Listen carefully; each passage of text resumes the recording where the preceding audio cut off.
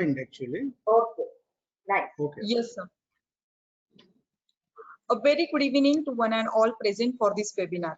I, Professor Deepali Kadam, coordinator for today's webinar, extend a warm welcome to today's resource person, Dr. Nazma Inamdar, dignitaries and all the attendees on behalf of Kekewag College of Pharmacy, Nasik, to this wonderful session. Kekewag Education Society is a leading name in educational field, not only in Maharashtra but also all over India. Since past 50 years, it was established by the visionary leader, late Padma Shri Karmavir Kakasaheb Wagh. There are total 36 institutes running in 9 different campuses and engage in studies from KG to PG in various fields. Kekewag is known for academic excellence and is most trusted brand in education. In view of this, Kekewag College of Pharmacy has arranged a webinar on topic Importance of Gpat for Higher Education in Pharmacy and its Preparation. Competitive exam helps students to enhance the skill of understanding the concept, develops IQ, logical and analytical thinking, and building a strong foundation for career. Graduate Pharmacy Aptitude Test (Gpat) is the gateway for the admission to various Masters in Pharmacy (MPharm) programs. Till 2018, it was conducted by AICTE every year as per the directions from the Ministry of Human Resource Development, Government of India. Now, the Gpat is conducted by the National Testing Agency. So, the aim of today's webinar is to know about different post-graduation examinations, importance of Gpat for higher education in pharmacy, important topics for Gpat, important books for Gpat, planning for Gpat 2021, different techniques for preparation and tips and tricks for Gpat 2021.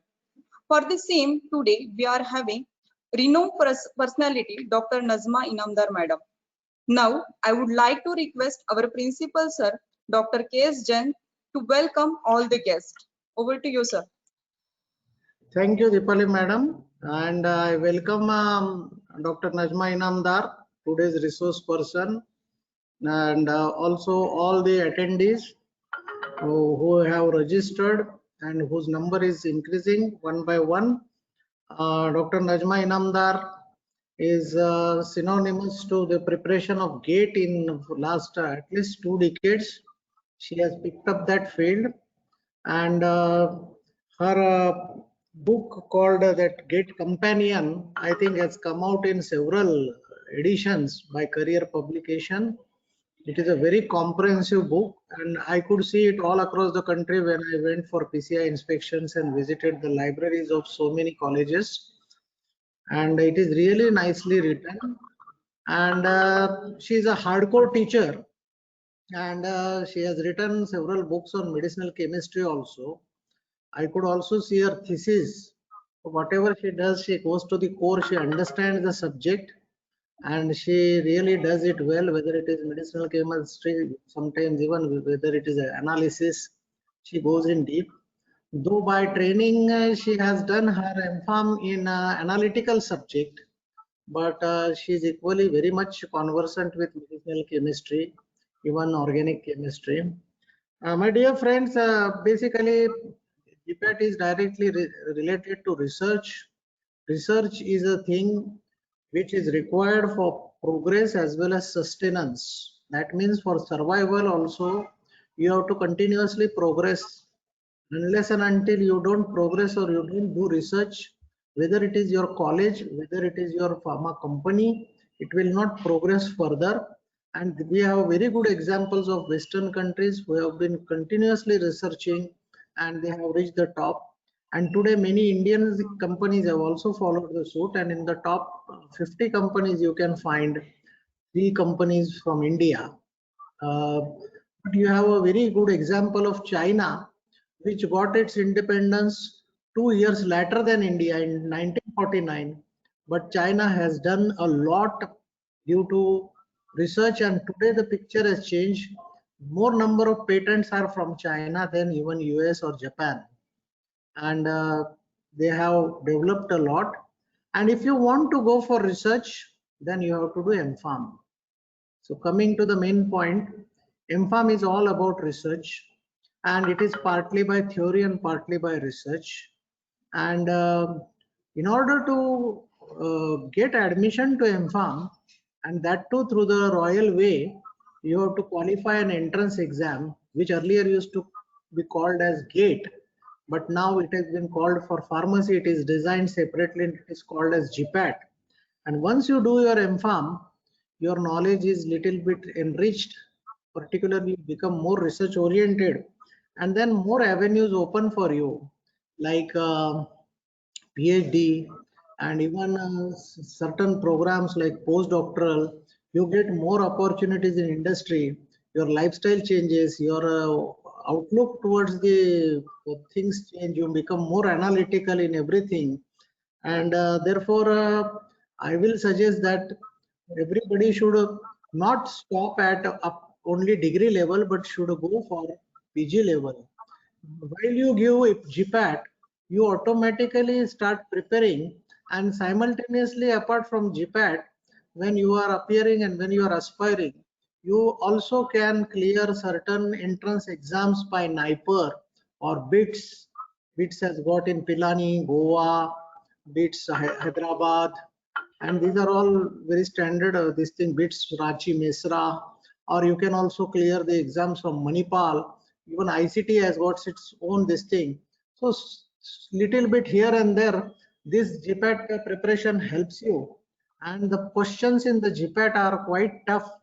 Many a times when in government colleges, when interviews are taken, they are asked to give written exam, and I have been setting question papers from there, and I don't feel a little bit ashamed also to tell. I have referred Najma's book to pick up the 50 questions for colleges in Ahmedabad or colleges in Baroda. I have been paper setter for chemistry, and that much complete her book is. And writing a book means you need to have a lot of knowledge. So she has a lot of knowledge in that, and she has really drowned herself into the field. And therefore, today, whatever she will speak, it should be really taken very respectfully, because it will be full of wisdom. This particular session is very, very important for the final year students who may expect their GPAT exam somewhere in February, maybe in March, because of this COVID situation. And also third year students, they can also appear, because last year in our college also some people in third year they cleared GPAT. So this will be a very good uh, opportunity. You will get a direction. Still you have time how to study, how to prepare. And so without wasting much time, the topic is also uh, how to prepare for it. So without wasting much time, I think I will stop now, and I will request Dipali madam to continue the further program. Thank you. Thank you, sir. Now, I would like to recall my colleague, Professor Kajal Baviskar, to introduce our today's speaker, Dr. Nazma Inamdar, Madam. Good evening, everyone. It's indeed a privilege to introduce today's distinguished speaker, Dr. Nazma Inamdar.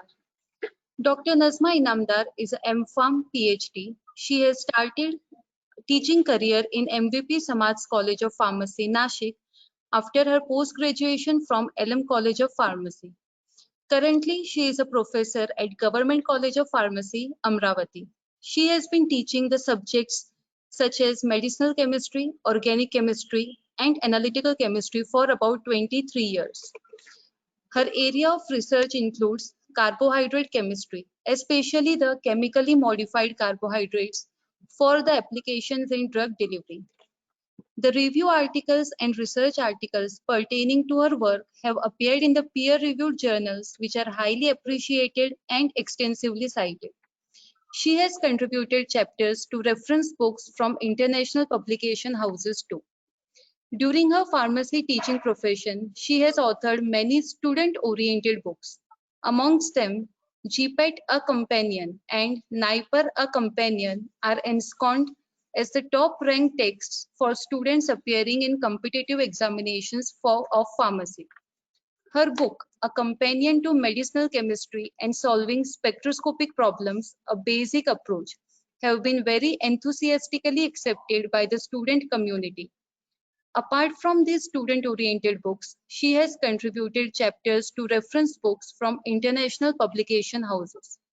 She also has authored a reference book, Comprehensive Chemistry and Biomedical Applications of Chitosan and Chemically Engineered Chitosans. She is engaged in the development of biomaterials, especially the chemically modified carbohydrates and their application in drug delivery systems for confined targets. There is much more to say, but due to time constraints, without much ado, I would like to invite our speaker, Dr. Nazma Inamdar Madam, to start the session. Please, Madam. Thank you, madam, and thanks a lot, Dr. Jain sir, for his kind words. In fact, I'm proud to say I'm student of Dr. Jain. In LM College of Pharmacy, while I was doing my Masters of Pharmacy in Medicinal Chemistry or Pharmaceutical Chemistry, that time sir has taught me. So I'm thankful and I'm proud that I'm his student, and thankful for the kind words he has put for me. Let's see, all the students, now it is a process of getting over of lockdown or unlocking process. So the opportunities which might come with this will be equal or will be unequal, that we don't know now. This is too early to say that everybody is going to get the opportunity after doing the graduation, post-graduation, and in whatever courses they are doing. The opportunities right now, I will say, are not galloping. At the most, they are, like said, they are cantering. They are not galloping very much. So, in such a period, in such a situation, if one has to get ready for the career, I'm saying for the career, not for simple post-graduation or something else, for career, then what should be your way? What you should do little bit different from others? What you should think of? So should you think of going to job immediately? Should you think of pursuing your studies further? Should you think of some unknown ways which till now others haven't taken? And moreover that, are there any such ways which we can take later on? Because as a teacher of pharmacy, even as a student of pharmacy, I realized that pharmacy is such a field that you can diversify yourself to any extent. Your imagination is the limit. In the extent of, in the field of technology, you can diversify yourself. So this diversification, if I want to go into research, marketing, manufacturing, or something else, can I go something at some unknown way, follow some unknown way? So I feel that in these days and age, we have the responsibility as a teacher, and you have the responsibility as a student to identify these unknown ways, to identify. No doubt, you already know what are the national highways, what are the highways for pursuing the career. But you should also know the new ways which you can follow, which can lead to a really good career. So for this, we will see that why these things are needed, why we have to make a career. Everybody knows that you have to make a career so that your earning will be good, your satisfaction will be good, your lifestyle will be good. All these things are there, but all perks are there. But I will say that the most important thing is that you will be satisfied with your field. You will be satisfied with the work, everyday work which you do. That is important. all other perks like money, the status, and everything else is going to follow. Now I know that it is very simple to say that identify what you like, follow what you like, follow what you enjoy, do what you enjoy. All these things are very simple to say. But when we have to identify that really what I like, really what I enjoy doing, so that is a difficult task. Okay, and that difficult task you have to do. You have plenty of time at your hand, and then you have to do a brainstorming, not the brainstorming of your parents, but brainstorming of yourself, that what I want to do in my life, what I enjoy, what I will like to invest my time in. It's not simply when you are doing some job, you are investing your time in that, and you are investing that time to get something in return. But what I will like to have in return, whether I will like to have money in return, satisfaction in return, status in returns, and all other things are there. So it is your duty to do such kind of brainstorming. So what really I want to do. So with this little bit of preamble, I will say that we will start with the actual discussion. Okay. So sir, can I share my screen? Yes, madam. Okay, okay, okay. Thank you.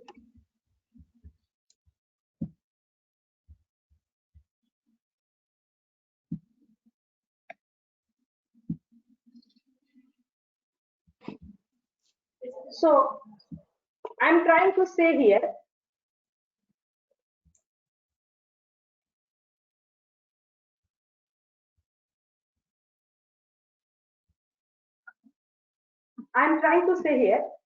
if opportunity doesn't knock, build a door. The door are ajar right now for unlocking, but my aim to say here is that your door should be open to welcome the opportunities which are there. The proverb was knock at the door, but now I will say that opportunities are so few that there won't be any knocking at the door. What the opportunity will do is that opportunity will go up, shouting in an alley or road that I am the opportunity. If somebody wants to come, then open your door, come out, grab me. Opportunity is not going to knock your door. So simple building a door is also not sufficient. You have to keep that door open. You have to keep an eye on that door, that whether the opportunity is passing by from that door, whether I have to grab that opportunity. Is this the opportunity I'm interested in? So my mind has to be prepared whether this is the opportunity I was waiting for, and am I able to grab that opportunity? That means am I prepared to grab that opportunity? Okay. So here my suggestion to everyone, to every student, be it in from first year, like say right now you will be second year, from second year to final year, you have to keep in mind that opportunity is not going to knock at the door. You have to keep your door ajar. You have to keep your door open. Keep an eye on the opportunities which are passing by. So we have here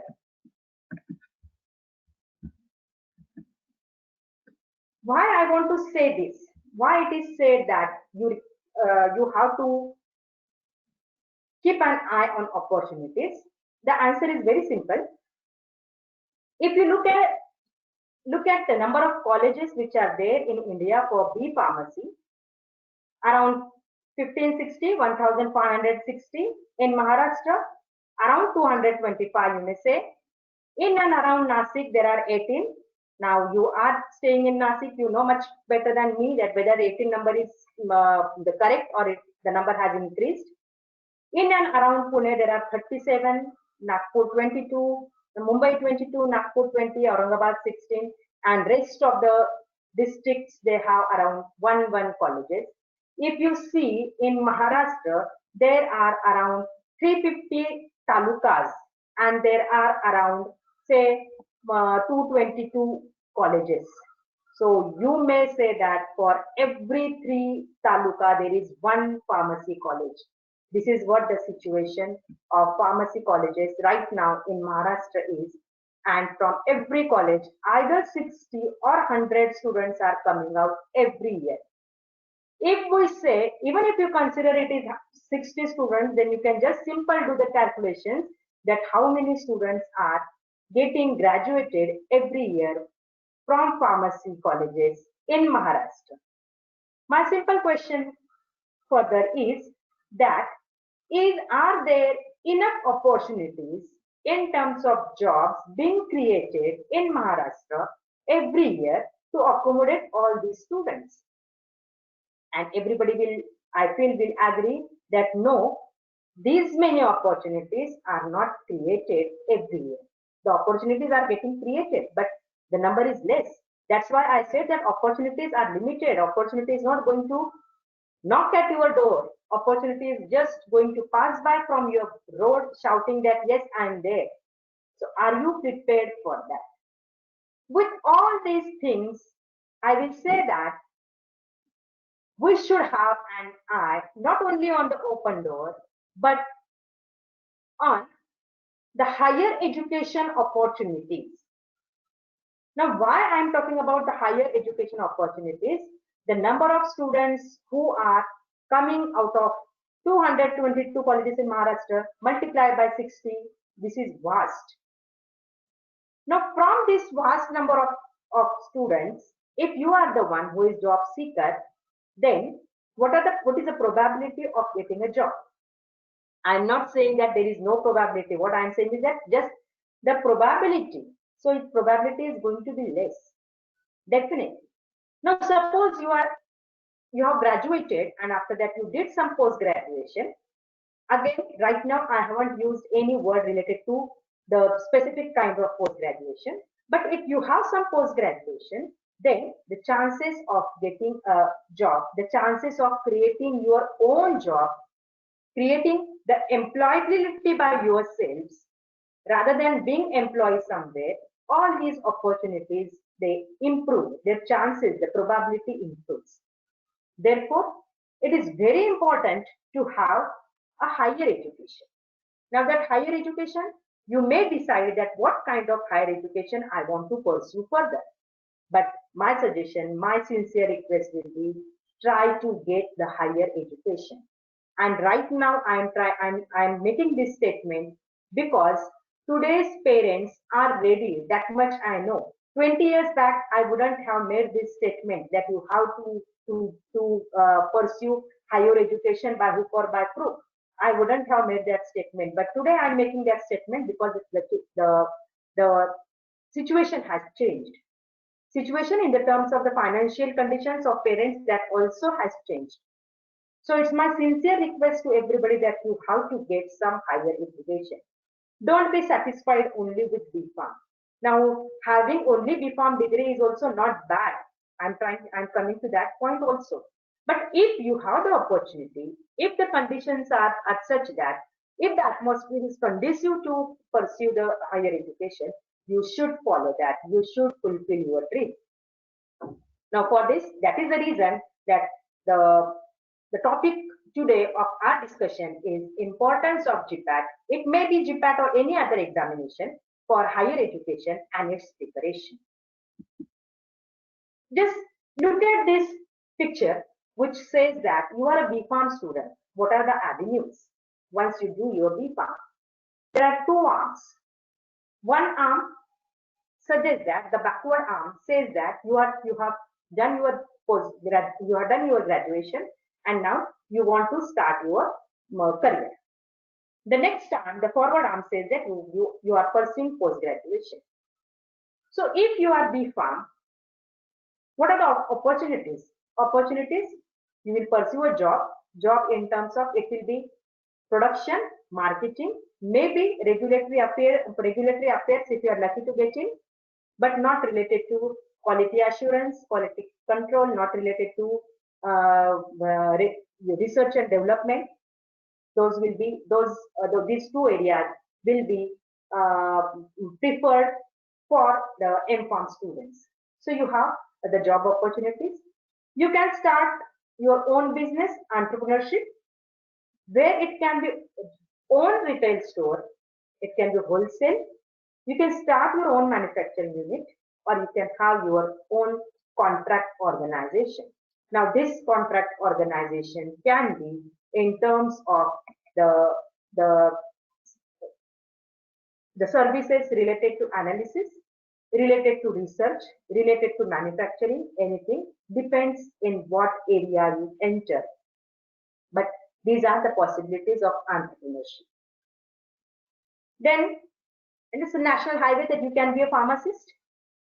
Now, the doors are getting opened for community pharmacy, for clinical pharmacy, and especially if you want to work as community or clinical pharmacy abroad, so that might be a good choice also if you want to stop at B Farm. So this was related to backward arm. I'm not saying backward arm. It was the first arm maybe. Otherwise, the word backward has a different meaning. So one arm of B Farm, if you stop here, has these opportunities. What is the other opportunity? In the forward arm, it says that you can do your post-graduation. So post-graduation can be in terms of Master of Pharmacy. It can be in terms of MS or MTech. If you want to do MS or MTech abroad, then you have to appear for the exam called as GRE. You might be aware of all these things. You are staying in a place like Nasik. You can do your MBA, Masters in Business Administration. I have written there oblique MA, Master of Administration, not Master of Arts. It is a Master of Administration. So you can do Master of Business Administration or Master of Administration. What are these other Masters of Administration? We are going to look further. And you can have different postgraduate diploma. Different postgraduate diploma, I will say that these are the buzzwords many times, like saying clinical research or something else. But I will always keep it as the last avenue, because there is no postgraduate diploma for pharmacy recognized by DTE or by AICTE or by some regulatory bodies. So such kind of diplomas are offered by private institutes. So I will just keep it there for your information, but I won't suggest that you have to follow that. So post-graduation can be done in pharmacy or technology, I may say. Post-graduation can be done in administration, maybe business administration or other kinds of administration. For all these things, to do post-graduation, you need to appear for entrance examination. The entrance examination can be Gpat. Entrance examination can be GRE. It is a recognizing examination. In fact, it can be GRE. For MBA and for MBA, it will be CAT or CET from the, say, if it is a Maharashtra government, Maharashtra state, then it will be MHCET. So you have to appear for the competitive examinations.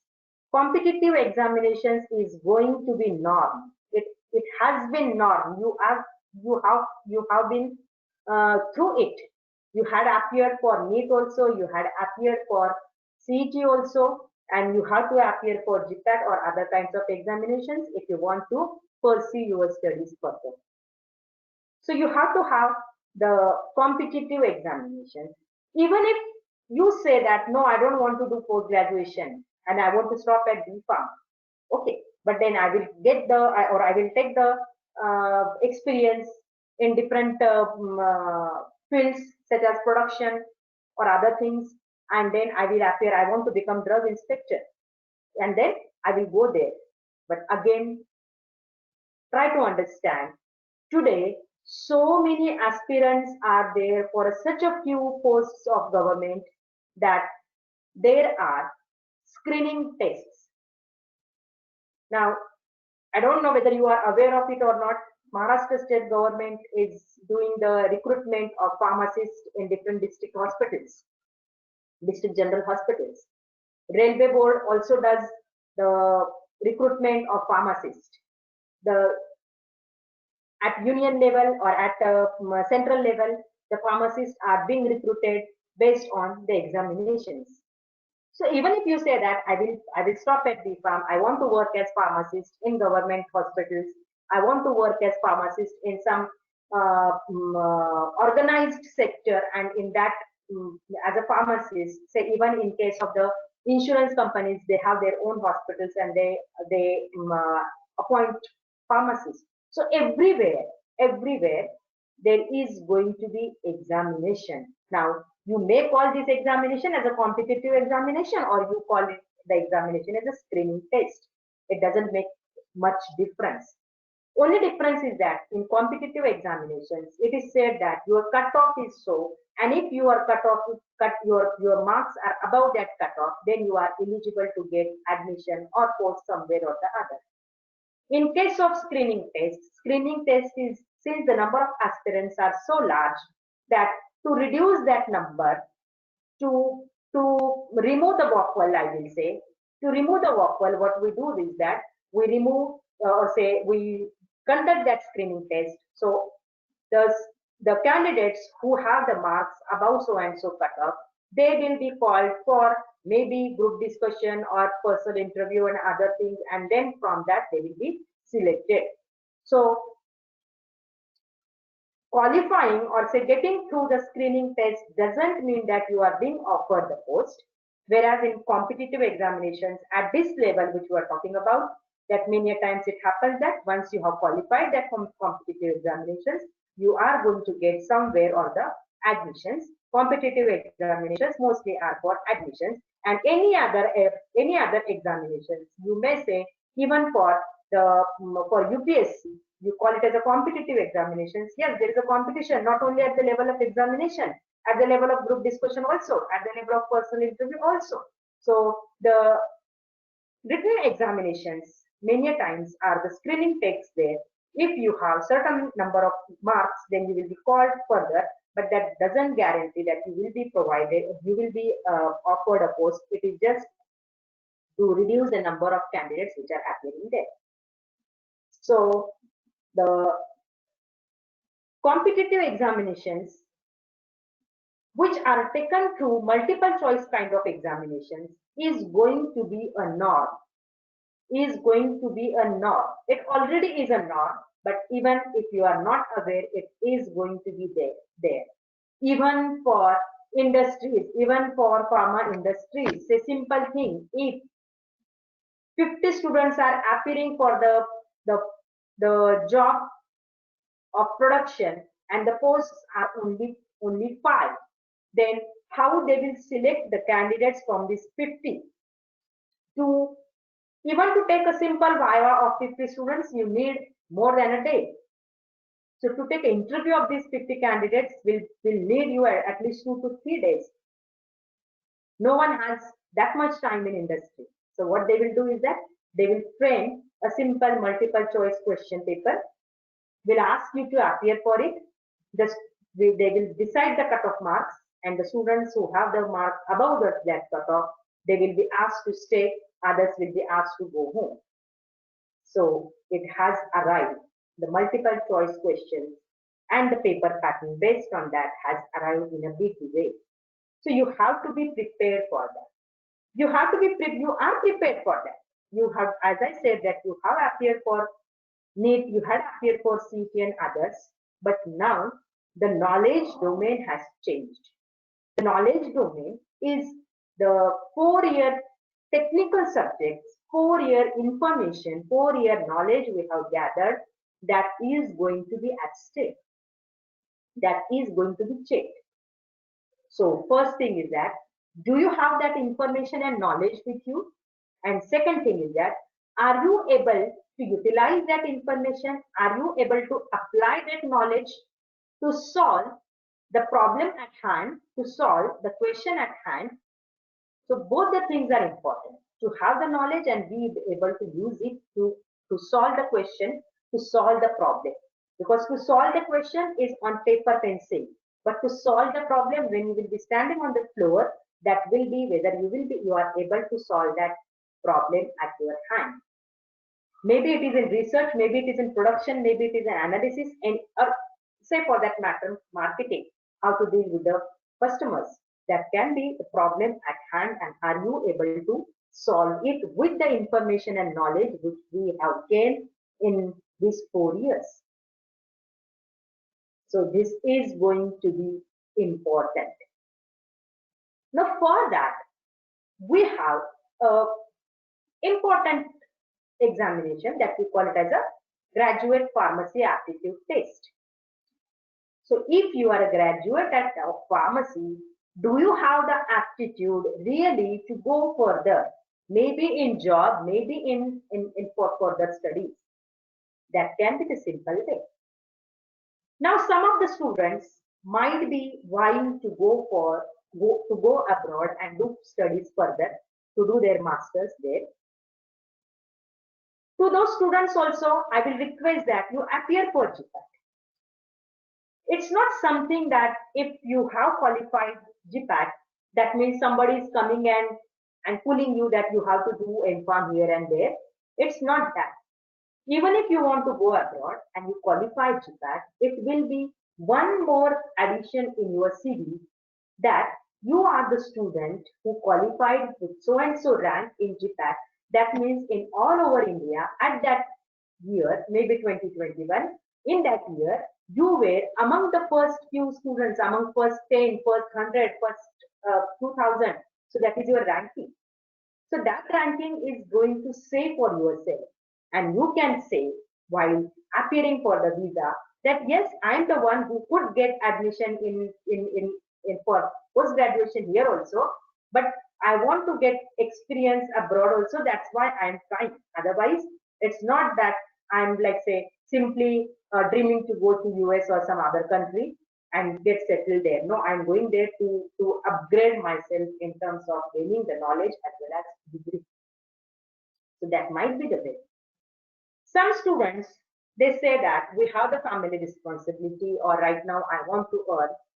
So my simple question to those students will be, how much you are going to earn with the degree of BPharm? Even if you are getting a job, how much you are going to earn?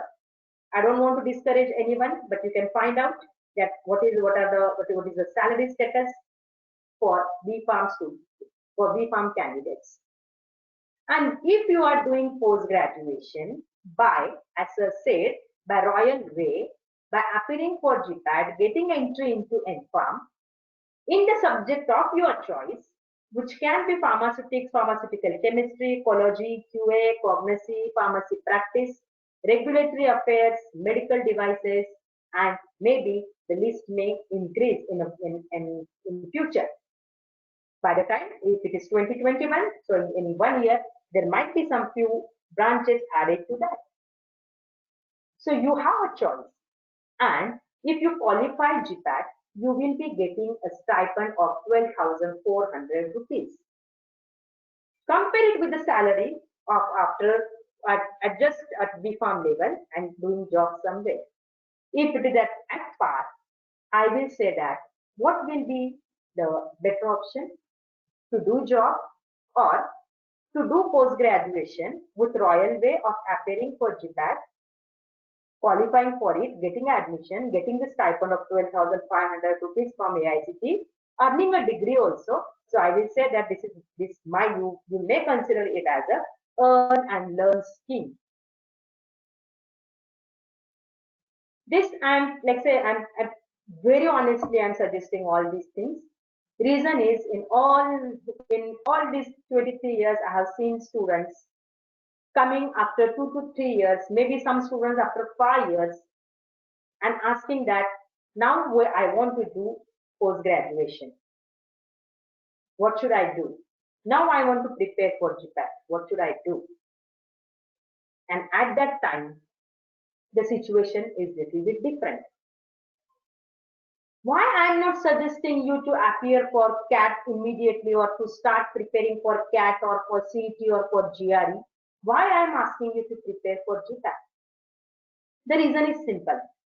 Whatever you are studying for whole of your 4 years and currently I have 3rd year or final year, the syllabus is same for Gpat. So if you try to prepare for Gpat, you are strengthening your knowledge for your 3rd and final year also. It is not going to be there is no clash. If you are appearing for, or if you want to start preparing for GRE, it's not the work of a few days. It's a work of few years. It's a work of few months for some students. If your vocabulary, mental ability, essay writing capability, as well as the quantitative abilities are good. For the Maharashtra students, we have seen that vocabulary is a portion which becomes little bit tricky, and for that they need more time. If you are preparing for this, so I'm saying that it is not the work of few days. It can be work of few months, maybe a few years. And this is something apart from your regular pharmacy subjects. Same is the case for preparation of MBA, Masters in Business Administration. Same is the case. That means what is happening here is that you have to put some extra time, some extra efforts to prepare for this examination. If you are preparing for this examination today, if you are preparing for the examination after 1 year, the efforts needed are going to be same. But if you are preparing for Gpat today, and if you are preparing for Gpat after 1 year or 2 years or 3 years, the efforts are going to be, I will say, inverse. Today you will need too much, or say very little efforts will be needed. After 2 years, the intensity of that efforts has to be more to get the same kind of score which you would have got today. That means it is much easier. It is very feasible. It is very logical to do Gpat, or to prepare for Gpat examination, appear for that examination today. Right now, in 2020, the Gpat score was valid for 3 years. So even if today you feel that, no, I don't want to do post-graduation, the score is valid for 3 years. After 1 year of doing job or doing nothing probably, then you will realize that, no, I have to do post-graduation. That score is valid. You can utilize that score. On the same score, you can get admission somewhere. So that is my sincere request to all the students. Let others or your seniors say, अरे GPAT करतो करून काय होतं, सगळे GPAT करतात, काय करायचं, आपण दुसरं काहीतरी करूया. दुसरं काहीतरी करा. Yes, you can do, but at the same time, appear for Gpat examinations. So this is the scenario what I'm trying to convey you, that the opportunities are numerous. Opportunities are plenty when you are looking at on paper. But if you want to grab that opportunity, then you have to work for that. So if you want to proceed further, if you want to move further, if you right now, if your atmosphere is conducive, atmosphere I'm talking about family, if family atmosphere is conducive and saying that yes, you can go ahead for your further studies, then my request will be start to prepare for the post-graduation, whichever you want. Even if you want to appear for GRE, even if you want to appear for CAT, MBA, CET, try to do it. But at the same time, keep it in mind that yes, I will appear for Gpat because the syllabus is same, the knowledge domain is same, which you are already studying. So with this, I will say that we have to move further for the examination of Gpat. Now let's see what this Gpat examination is. The data from 2013 to 2020 says that the number of students appeared in red. It is constantly increasing. It was around 25,000 in 2013 and it is around 50,000 in 2020. However, look at the number of students who are qualified in blue. The number of students qualified is hovering around 5,000. You can see a little bit swell in 2017, but that was not because the students suddenly became very bright on that in that year. It was not.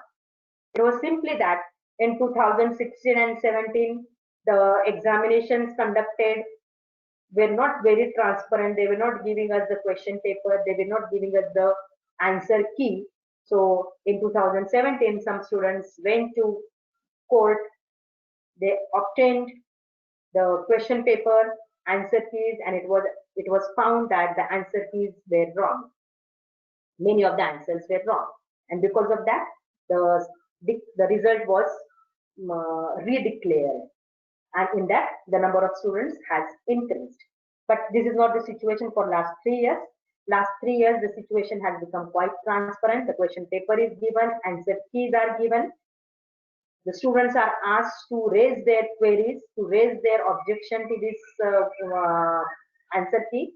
Then the final answer key is declared, and based on that, the results are announced further. So now you don't have such kind of any kind of excuse that question paper is not declared or answer keys are not declared. And you will see that the number of students, even if such thing was there, it is hovering around 5,000 only. So out of 25,000 students, the students qualified were 5,000.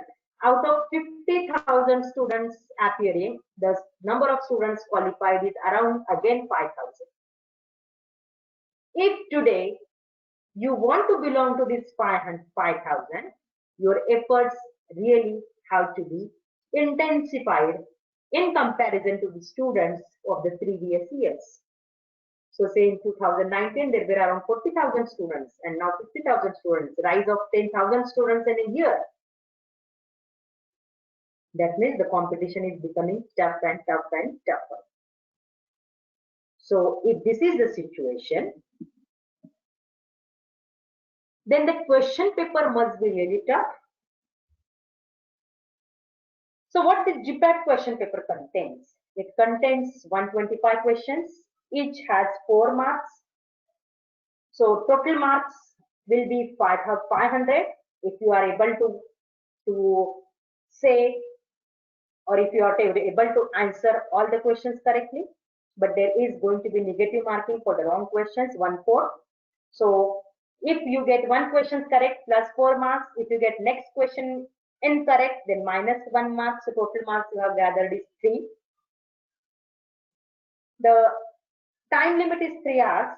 So I will say that for 180 minutes, you have to solve 120 questions or 125 questions. You get sufficient time to answer the question. So that's not the it is not the case as per CAT or GRE kind of examination, where the race is against time rather than its race is against your knowledge. In this case, your race is only against knowledge, not against time. Based on this examination, the score which you get is 100 into number of candidates appeared with raw marks, that okay, equal to or less than the candidate divided by total number of candidates appeared. So suppose 100 students have appeared, and the number 1 student who has answered all the questions correct, and I may say that they got 500 marks. So the number 100 into 1 divided by 100. 100 into 99 divided by 100, because 99 students are below him, divided by 100. That will be his percentile score. His ranking will be 1. But many times we know that there are more than 1 students who have secured the same marks. Therefore, your score and percentile varies. But whatever it is, let's say all India ranking is a better indicator. So this is the kind of question paper. These are the kinds of questions. How the students perform when they are solving such kind of question paper? Let's see. Here is the graph in front of you which says that general cutoff and maximum marks obtained by a student that year. General cutoff is in orange and maximum mark is in yellow. So general cutoff, you can say that it is around 150. In 2020, the general cutoff was around 160. and a student who was All India ranking 1, he had secured around 340 or probably 320 marks somewhere. To get 160 marks, is it that difficult? To get 160 marks, that means you should get only 40 questions correct. 40 multiplied by 4, that is 160. So to be claimed as qualified, to be pronounced as qualified, you should be able to answer only 40 questions correct. And that's it. You are going to get 12,400 rupees a month if you get entry into post-graduation. This money will not be given if you are just qualified and sitting home. No, you have to somewhere get admitted for the post-graduation. That year, the student who is standing first, All India ranking 1, he secured 340 marks. So to secure 340 marks, how many questions he had solved? I said that for qualification, you need only 40 answers, 40 questions correct. But you ask any student and they will say that, okay, we have answered 60 students, we have answered 80 students, we have answered 100 students, 100 questions. That means the students who couldn't qualify, these students answered the questions correctly in lesser number than the questions answered wrongly. On an average, if you ask this All India ranking first, okay, we have been doing for since last so many years, and the average number of questions solved by All India topper is around 110 and maximally 120, not 125. Out of that, you can say that more or less they are getting the marks around 340. That means they are also solving some questions wrong. That's why they are getting +4, but at the same time -1. And hence they score. If they had answered 120 questions, then if they should get say 120 into 4. So they should get 480 marks. But they are not getting 480 marks. They got 340 marks. So somewhere they did mistakes. This is the situation even for All India ranking 1. Now let's see what the other students are doing. Average day you will get qualification. As you have seen in the previous graph, the number of students qualified at around 4,000-5,000, not more than that. So the students who are qualified, their marks range from 160 to 340 somewhere, not more than that. And that too of 5,000 students. The students who had appeared are 50,000. So what about the rest of the students? You will say that, very sad to say, Richard Feynman has said that there is plenty at bottom. It is becoming true for pharmacy in a wrong way, that there are so many students who secure negative marking. If 5,000 students are qualified, and you will see that the students who secure marks in negative are more than 5,000. In 2020, the lowest negative score was -50. Okay, and it is hovering around same.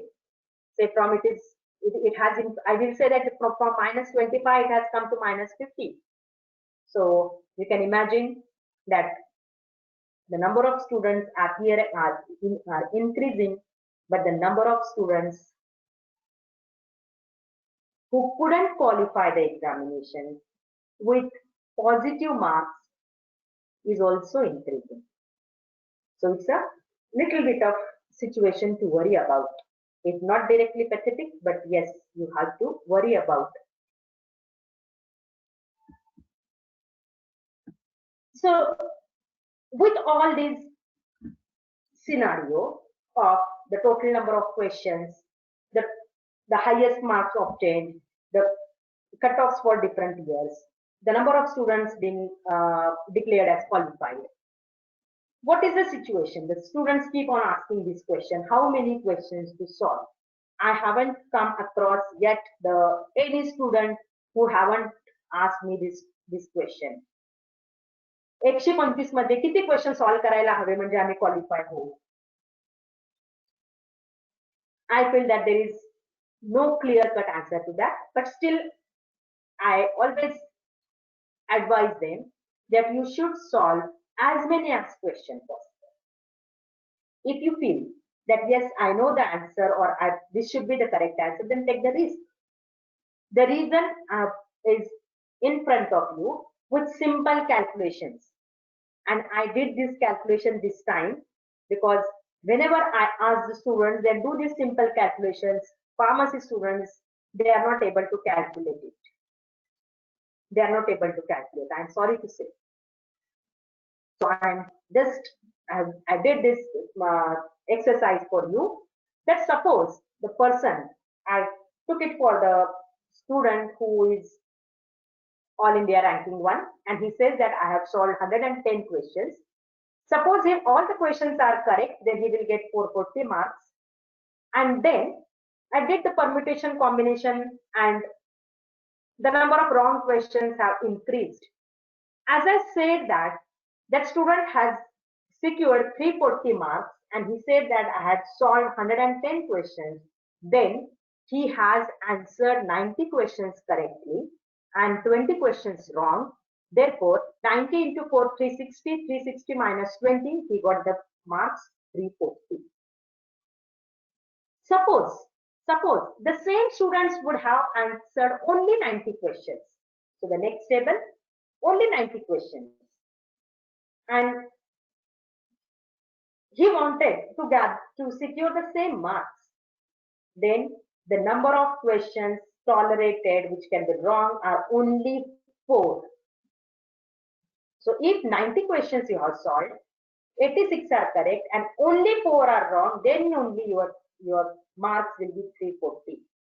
Otherwise, with the similar situation, 90 questions solved, 20 questions correct, 90 questions correct, 90 questions solved, 70 questions correct and 20 questions wrong, your marks obtained is going to be 260 and the ranking is going to be in the range of 10,000 with 260. With 340, your ranking will be about 100. Your ranking might be about 10. Okay, so this is the vast difference. So how many questions to solve? As many as possible. Doesn't mean that all the questions, otherwise your raw marks will go into negative. Now say most of the students, average students, they say that we solved 80 questions or I have solved 80 questions. With 80 questions solving, your chances of being qualified or somewhere in 5,000 to 10,000 will be there.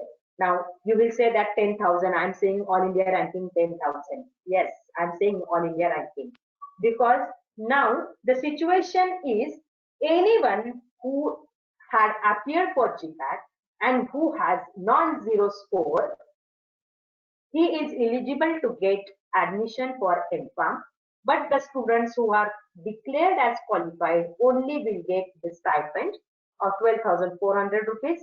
The rest of the students will not get this stipend. So only getting score shouldn't be your aim. Your aim should be to get qualification. That shouldn't be also aim. Your aim should be to get the score in such a way that you will be able to get into the college of your choice, into the branch of your liking. That should be your passion, that I want to do, or I want to do post graduation from so and so college, from in such and such branch, and so on and on, or in such and such topic that might be possible. So my simple answer to all these questions, that how many questions we should solve, it is as many as possible without going into much of or in negative margin. So what this examination contains? No doubt, the examination contains all subjects related to pharmacy. So I consider it as a bouquet of questions. It's a bouquet of flowers. It is a bouquet of questions. Each flower is made up of subjects like pharmaceutics, chemistry, ecology, cognition, and analysis. Are all questions related to chemistry going to be difficult? Are questions related to pharmacognosy going to be simple? That the question might come further. That okay, I find pharmaceutics difficult. So I may feel that the questions related to pharmaceutics were difficult and ecology were very simple. That never happens. That never happens. If you see that what this each flower is made up of. If you see what this each flower further contains. Even though I said that these are the 5 important subjects, the question might linger in your mind that there are so many subjects remaining. So for that, I'm suggesting that pharmaceutics include dispensing, physical, engineering, pharmaceutics itself, new drug delivery, and forensic or jurisprudence, whatever you call. Inorganic, organic, biochemistry, medicinal chemistry, these things are included in pharmaceutical chemistry. Analysis, which will be your volumetric, gravimetric analysis, electrochemistry, which you study in first year, second year, separation techniques and chromatographies, you to study in third year probably, and spectroscopies, which you study in fourth year. And now the topics have been mixed, but these are the important subtopics which are included in pharmaceutical analysis. Pharmacology and cognition, no need to talk about them as a subject, they are on their own. So 5 subjects, 125 questions.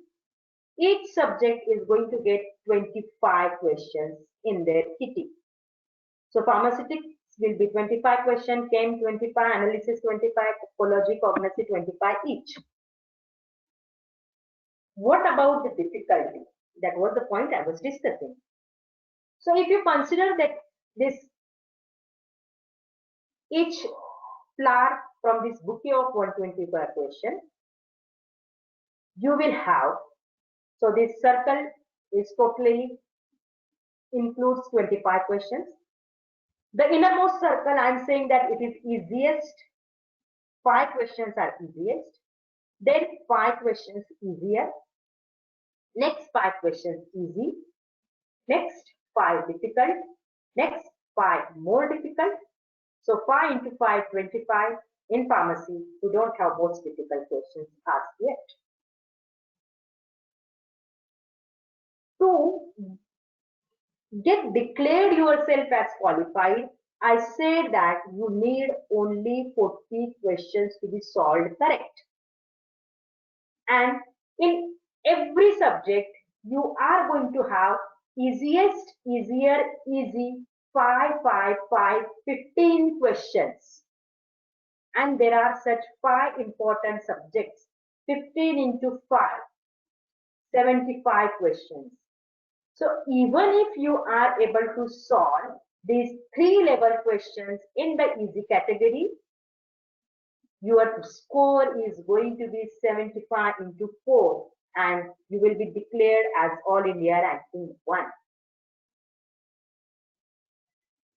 But then what happens? Where we go wrong? माशी कुठे शिंकते की 3 level मध्येच आपण all India ranking 1 मिळायला हवं पण ते नाही मिळत कुठल्या तरी भारतातल्या एकाच मुलाला मिळतं. And many times that student is from Maharashtra. Previously it used to be from Nashik. So you have chance. You have the legacy. Think of it. That in 2021 you can be All India ranking 1. Reason is this. That in every subject there will be 25 questions. These 25 questions will be can be differentiated into 5 are easiest, 5 easier, 5 easy, difficult 5 and more difficult 5. So even if I am able to conquer first 3 levels, I will be getting a very, very respectable score. So respectable that I will belong to first 100 students from Gpat. So such kind of examinations. Why I'm asking you to or I'm giving you all this history behind it. Reason is we are not simply talking about the entrance examination Gpat. As I said that the multiple choice question has arrived and they are going to stay. If you qualify Gpat, you have to appear for NIPER JEE. If you want to get admitted into NIPER, the institutes of national importance, very good infrastructure, and you can get the feedback from your seniors or from others in and around Nasik, that what is life at NIPER and what is life after NIPER also. If you are qualified Gpat, then you will be eligible to get admission into Institute of Chemical Technology, Mumbai. One more very prestigious institute. Many a times ICT conducts their own examinations also even after Gpat. There are other examinations for entry into ICT that today we call it as a GAT-B. We are coming to that. But say for MPharm, you can have the examinations for Manipal. You can have examinations for BITS, higher degrees, as sir has said, BITS Pilani, BITS Ranchi, BITS Hyderabad, BITS Goa. So to get entry there, you can have, or you have to appear for examination of BITS. Sometimes they consider score for Gpat. Many times they conduct their own examinations. Apart from that, you can appear for GATE also. There are many students who appear for GATE by taking life sciences or chemistry as a subject, and you can enter into regional research laboratories, you can enter into IITs where the research goes on related to material science, related to bioinformatics, related to the drug delivery system. So this is one more opportunity, one more way where the studies which you have done for Gpat is going to be of value, will be the one which will see through all these examinations. Now, apart from these examinations, there are the Gujarat Forensic Science University, which gives degrees related to MSc, MPharm in variety of technologies, including forensic science, toxicology, and our regular subjects such as pharmaceutical analysis and others. The number of seats you can see are sometimes are more, sometimes are less. But the only difficulty is that you will be competing not only with BPharm students, but you will be competing with the students from other sciences, the chemical engineering or MBBS students. So that is the reason, like say, this is not very well traveled road yet, but this is one important road which you can take. So we have this Gujarat Forensic Sciences University. Another one which I was talking about, that pharmacy students can enter into the field of biotechnology. So all the institutes which are associated with this regional center for biotechnology, including many of IITs, ICT, and NCL, and NISS, etc. So these institutes take the students in biotechnology field of, let's say, plain biotechnology or applied biotechnology, advanced biotechnology, marine biotechnology, food biotechnology, and related biotechnological branches.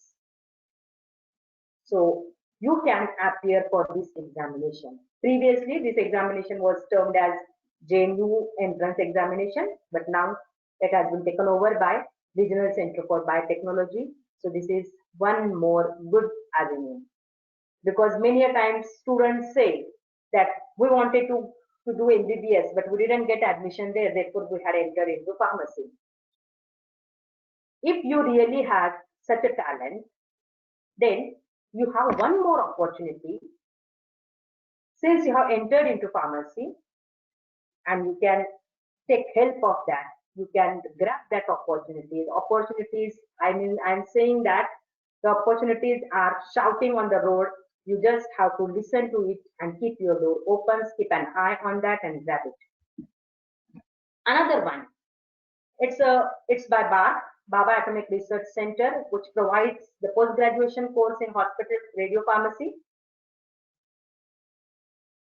Again, the thing is same, that you are happy, you are competing with BSc students. Here, the only advantage is, let's say, the age limit is higher, so you can appear even you have missed the chance, even if you have missed the boat due to some reasons.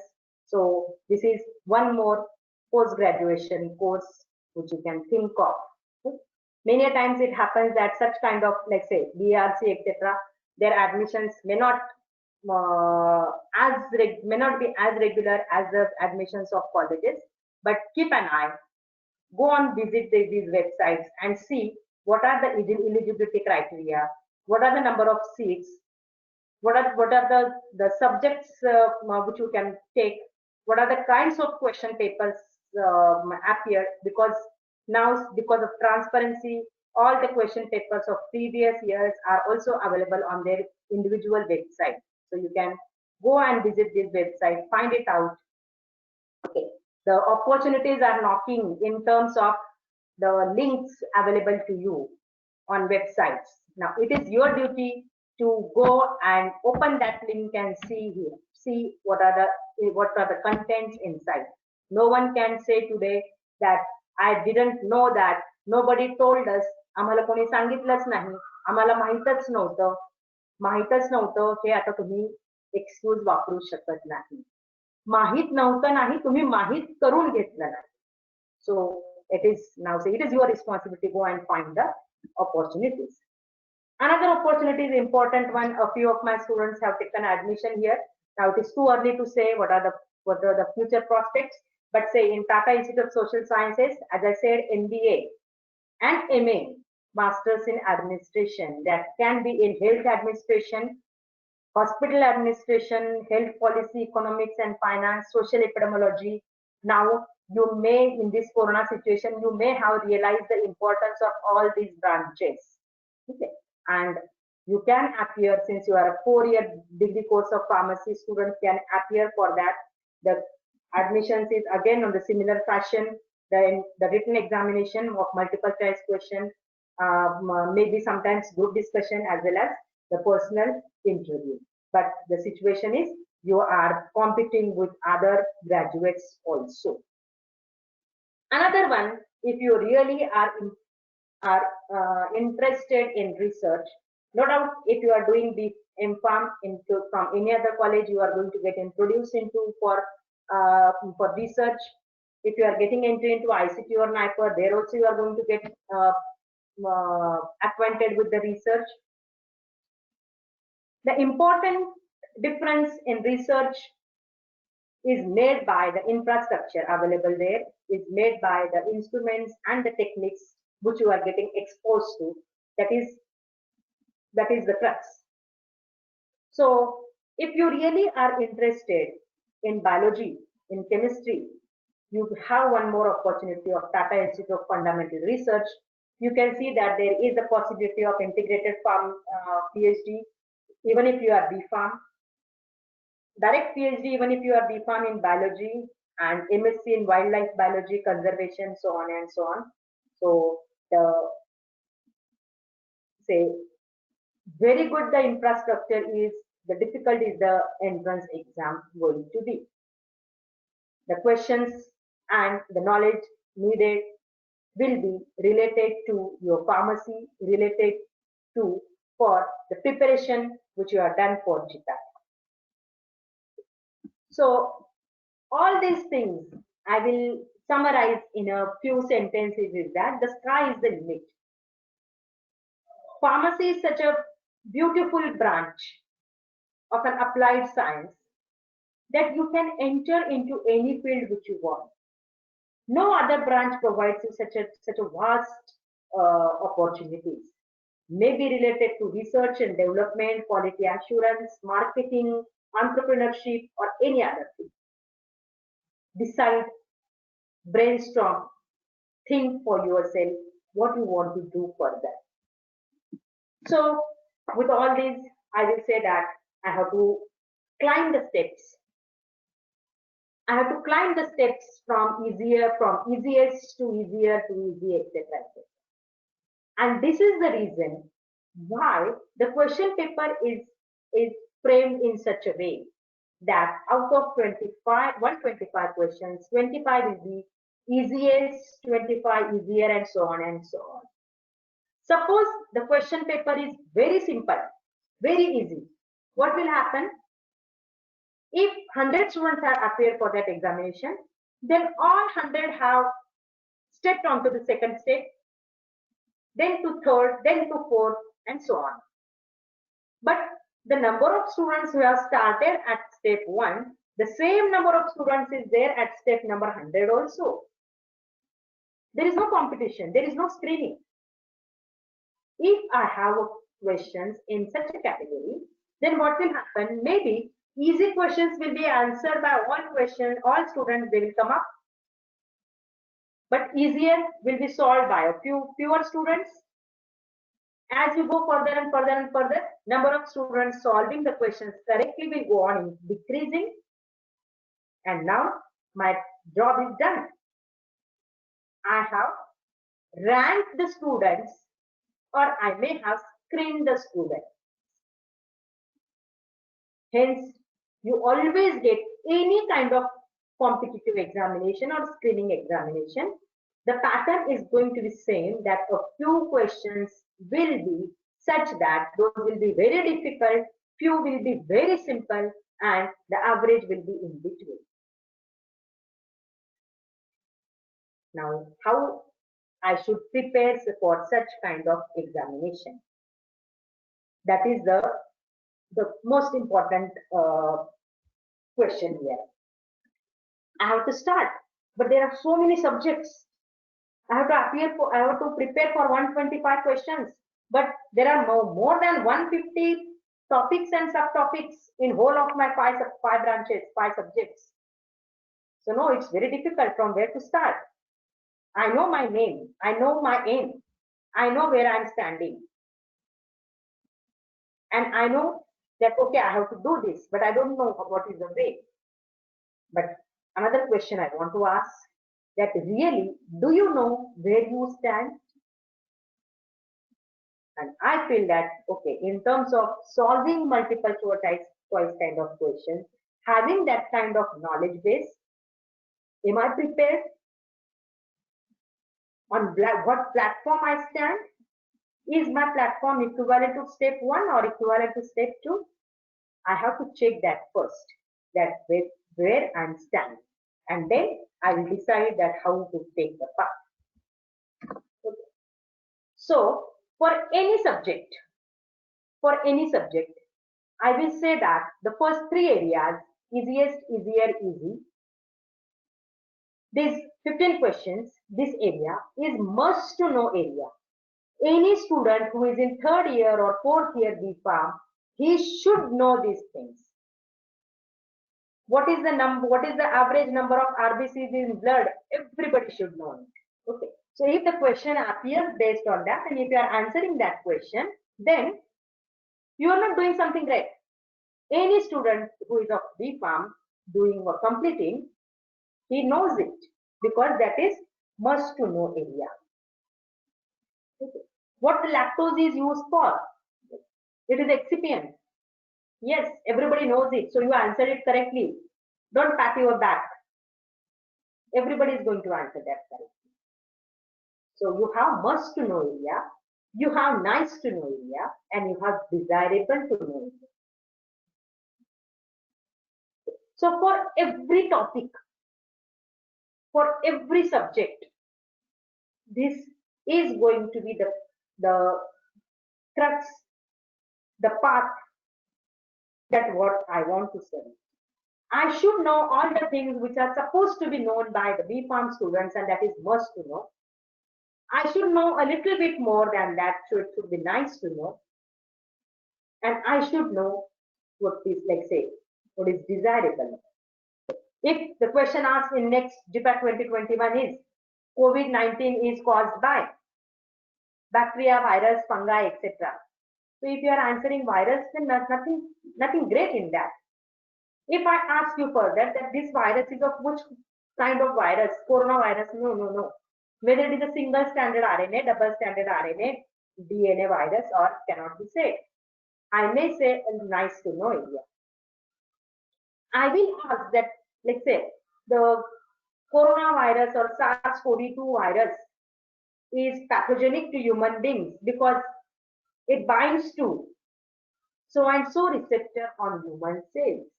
Desirable to know. Now, somebody will say that, okay, it was not in the syllabus. Yes, it was not, and nobody said that we will not ask anything up beyond syllabus. This is not university examination. It can be asked. So, just taking an example of the current situation, that what do you mean by must to know? What do you mean by nice to know? What do you mean by desirable to know? I may ask you the question: AstraZeneca vaccine. It is based on which principle? Antigenic protein, single stranded, it is a RNA vaccine, it is a DNA vaccine, it is a subunit vaccine. Desirable to know. So this is the case that any subject, split it to a topic, split it to subtopic, and in that find that what is must to know here, what is nice to know here, what is desirable to know. I'm not asking you to that, okay, write down first must to know and then write all the things, and nice to know, then write all the things. No. You yourself will understand it. Yeah, these things I know. But do I know that lactose can cause discoloration with certain kinds of API? Yes, nice to know. And now this information has become so important that some students, some other examiner will consider that no, this is must to know that lactose cannot be used for the active pharmaceutical ingredients which contains something and something. That point we're coming further. So this is the way you have to start for any subject, any topic, any subtopic. मी हे डिग्रीच्या वेळेस वाचलंय, सेशनलच्या वेळेस वाचलं आहे, म्हणजे तो must to नोच होता. त्याच्या व्यतिरिक्त काही माहिती आहे का, ती मला गॅदर करायची आहे, ती मला जमवायची आहे, ती मला वाचायची आहे, ती मला समजून घ्यायची आहे. का समजून घ्यायची आहे? मला चांगले मार्क हवे आहेत. That is the last and. Because if the question comes in front of me, I should be able to gather, I should be able to retract that information. Okay, this information has to be archived. तुम्ही कॉम्प्युटरच्या language मध्ये archive केलं म्हणता, retrieve केलं म्हणता. ती file 10 झाली होती, ती रिट्राईव्ह केली. So you are keeping all these files, all these information, tidbits in your brain, and when the question comes in front of you, when the problem arises in front of you, you should be able to retrieve that information. Okay, मी डोक्यात घुसून ती खोपून ठेवली आणि नंतर मला काढताच येत नाहीये ती information. That is not information, that is just a data. What happens is that we have data. From data we get information. From information we get knowledge. From knowledge we get wisdom. आपल्याला कमीत कमी knowledge level पर्यंत पोहोचायचं आहे सध्या. की I have the information. If I'm applying that information, I know that I'm applying that. That's why it's called as knowledge. So, is my knowledge in the must to know area, nice to know area, or desirable to know area? For example, I'm taking a subtopic in pharmaceutics from tablet excipients. So, in university examination or big sessional examination, you will be asked the question, write the note on excipients, or what do you mean by excipients? Write a complete detailed note, etc., etc. And based on that, the marks will be there, 5 marks or 10 marks. Whatever you write for 5 marks, the same thing you write for 10 marks. From 5 marks, you get 4 marks. From 10 marks, you get 6 marks. But that is not going to be the situation when you are appearing for competitive examinations, be it Gpat or be it of any other entrance examination. Now it will be like, say, the question will be identify the excipient. Names will be given. Identify the excipient of this type. Now you know excipients, binders, laxative binders, or say glidants and disintegrants and so on and so on. So the name will be given, identify for what it is used, and they will be very, very narrow. Binder and disintegrant. Some substance which act as binders can also act as disintegrant. So do I know that? If I don't know that, then I'm going to make mistake. The question I was relating to was lactose is used in tablet. Which of the following lactose is used in tablet formulation of isoniazide? And I will be giving 4 options, which are all related to lactose. Which one is used in isoniazide? Isoniazide is the active pharmaceutical ingredients which contain NH2. Do I know the structure of isoniazide? It is pyrimidine with COOH converted into hydrazide, CONH, NH2. This last NH2 group is free. It will react with lactose, Maillard reaction. Now the same question, the same knowledge domain, I'm asking another question. In formulation of API that has primary amine group, spray dried lactose should be used. This is to avoid. Okay, I'm studying. I don't have the multiple choice question in front of me. I'm just studying I'm just reading the information. But back of my mind, I know that this information can be converted to multiple choice question. This information I have to use for solving multiple choice question examination. So here, this is to avoid. The name of the reactions will be given. So do I know what the name of the reaction is? Or what is the end product formed is? I want to make the question difficult. I will ask to the end product rather than the name of reaction. So it might be Maillard reaction, Amidori reaction, or any other reaction. Now the similar one.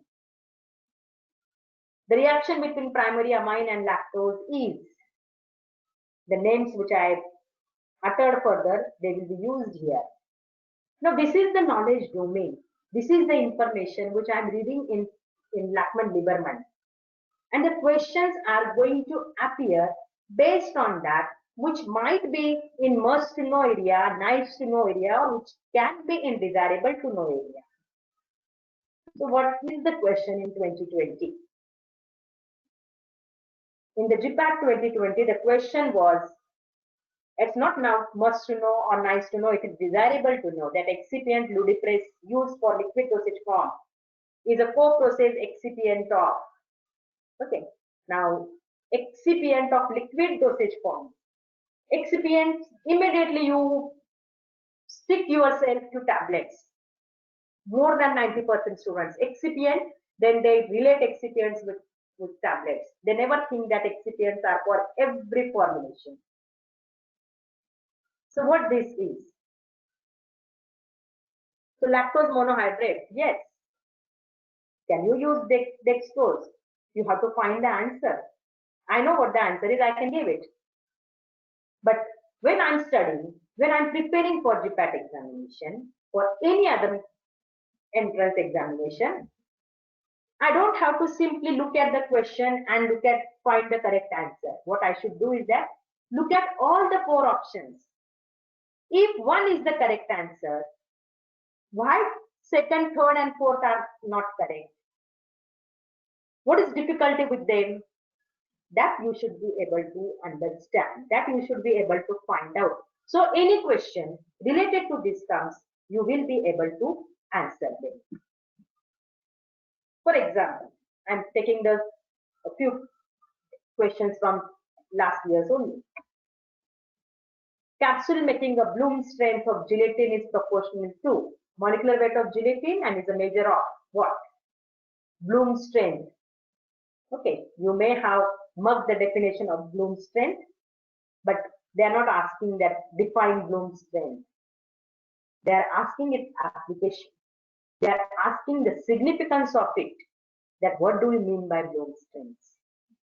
So have I read the chapter of capsule, and in that excipient of capsule, that is most gelatin, maybe hard gelatin, soft gelatin, etc.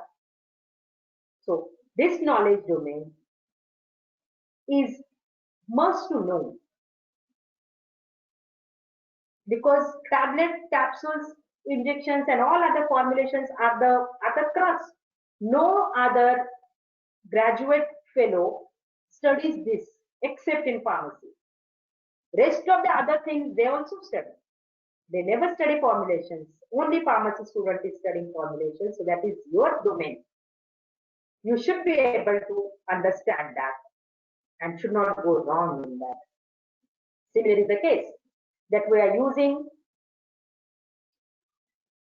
something which can increase the binding strength of the dry granulation process in significant degree. Now, I will tell you that many of these sentences are appearing in this exactly in the same fashion in Lachman and Lieberman. So if you are preparing for Gpat or any other competitive examination for pharmaceutics, your basic book should be Lachman and Lieberman. For physical pharmacy, your basic book should be Martin, because Martin physical pharmacy, the sentences, the small problems. Okay, the heat of the delta H is so and so, the heat of evaporation is so and so, something, and then what is the molecular weight of that polymer? Such kind of questions are asked. So this small problem is appearing same way in Martin. So Martin is the book for physical pharmacy. So this can be, you can have the questions in this fashion. For example, I'm taking a very different knowledge domain related to pyrogen, because you are studying this pyrogen not only in pharmaceutics but in microbiology, biochemistry, and any kind of testing or assays, quantification, identification. So when you are studying pyrogen in parenterals, you are studying it in a view that pyrogen should not be present in parenterals.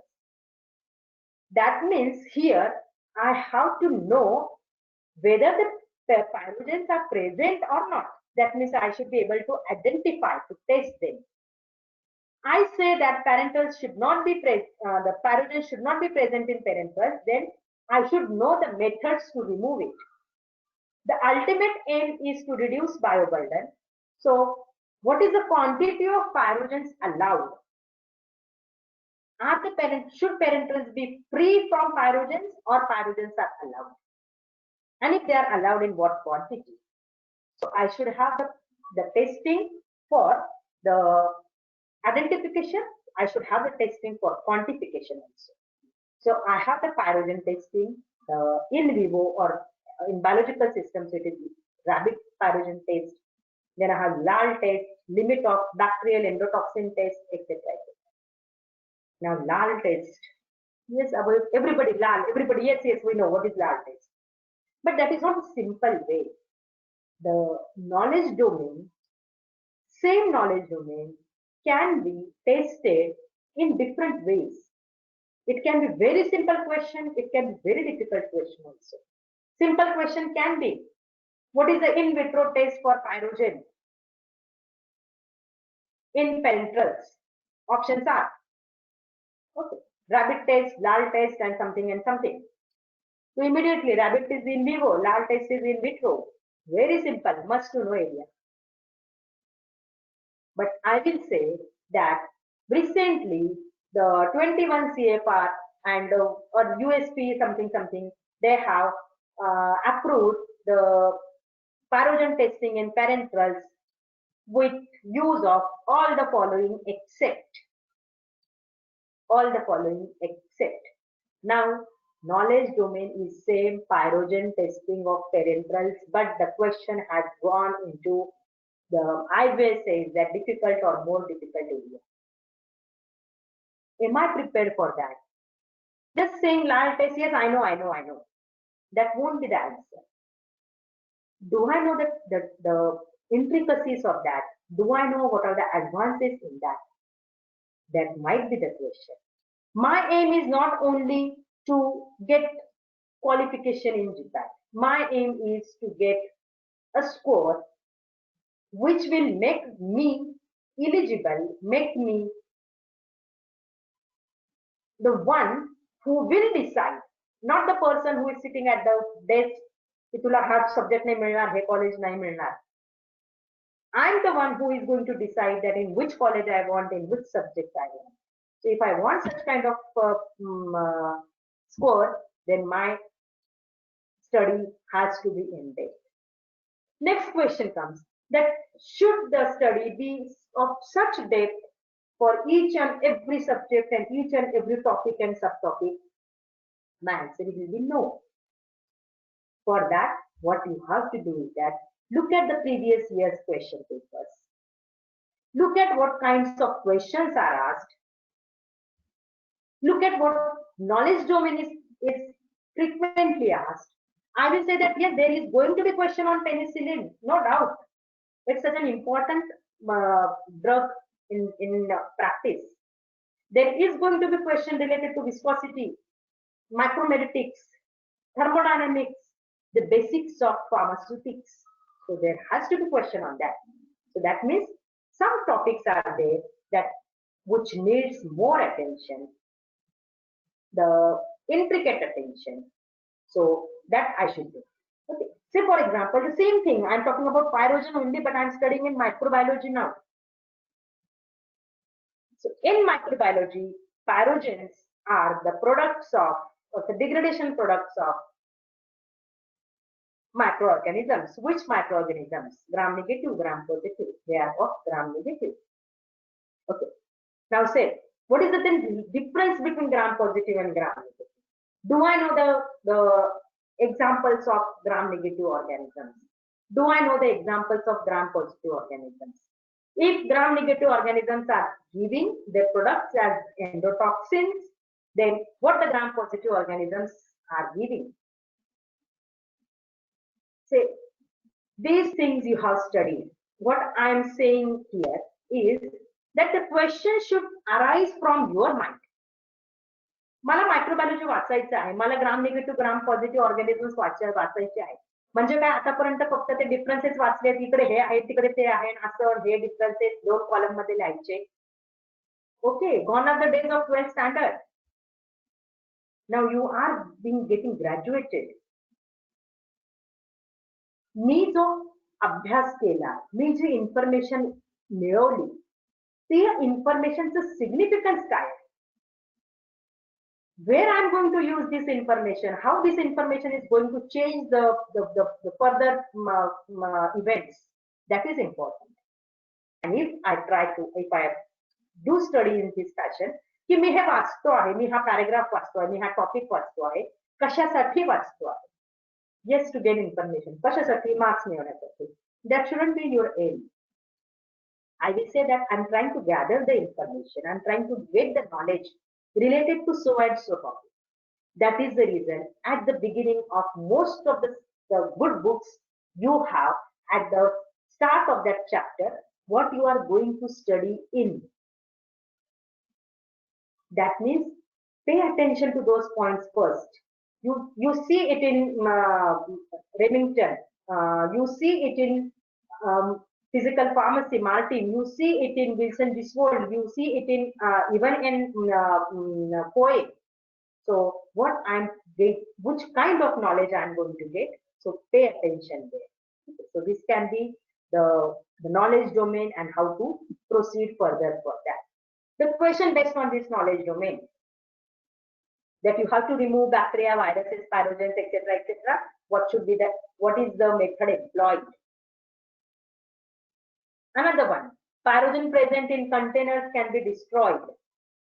The same question was asked for I think in 2018 also, and this was in 2020. The exact question was not that, but the domain is same. That is the destruction of pyrogen.